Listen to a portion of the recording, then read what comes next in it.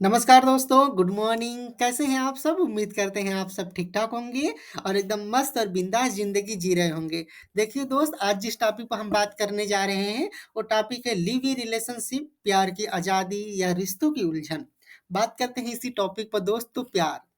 प्यार कभी सात फेरे से बंधता था, अब एक साझा रूम से जुड़ता है। रिश्तों का तरीका बदल गया है, पर क्या उसकी गहराई भी बदल गई है?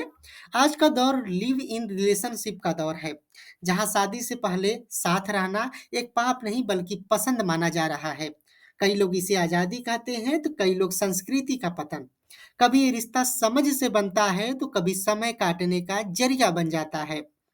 दो लोग बिना शादी एक साथ रहकर एक दूसरे को समझने की कोशिश करते हैं, पर क्या हर रिश्ता समझ तक पहुंचता है या बीच रास्ते में ही टूट जाता है?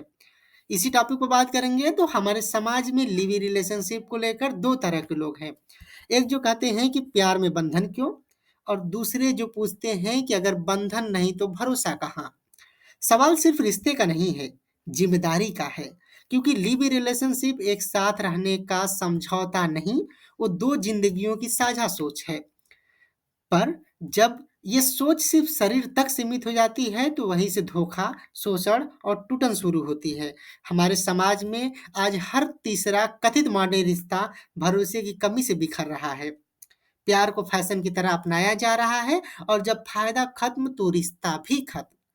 कानून कहता है लिव इन दो वयस्कों की स्वतंत्र पसंद है, पर नैतिकता कहती है हर रिश्ता सिर्फ हक नहीं, कर्तव्य भी होता है।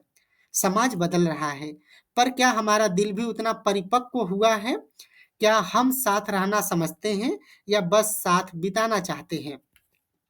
लिव इन रिलेशनशिप अच्छे हैं या लिव इन रिलेशन अच्छे हैं, अगर उनमें सम्मान, भरोसा और सीमाएं हो। जब ये सिर्फ ट्रेंड बन जाते हैं, तो वहां न प्यार बचता है और न ही संस्कार। हर रिश्ता जो समझ से जुड़ता है वो संवेदना देता है, पर जो सिर्फ सुविधा से बनता है वो अंत में सन्नाटा छोड़ जाता है।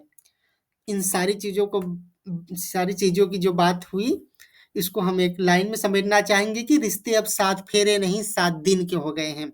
मोहब्बत अब सच्ची नहीं दिखावे के हो गए हैं। लिव इन बुरा नहीं, पर सच्चाई ज़रूरी है, क्योंकि जिस प्यार में ज़िम्मेदारी ना हो, वो अधूरी है। ये टॉपिक आपको कैसा लगा और ये बात आपको कैसी लगी दोस्त?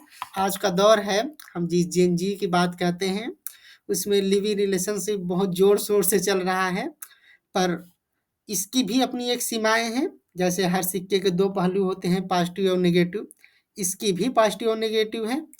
एक पहलू ये कहता है कि ठीक है, अगर किसी से बंधने से अच्छा है कि पहले उसको समझ ले, और दूसरा कहता है कि बंधे ही क्यों, बिना बंधे ही समझ ले।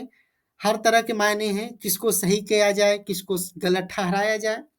आप क्या सोचते हैं इस बारे में? हमें कमेंट करके ज़रूर बताइएगा, ठीक है? ये वीडियो आपको कैसी लगी हमें ज़रूर बताइएगा। बाय बाय, टेक केयर, अपना ख्याल रखिए।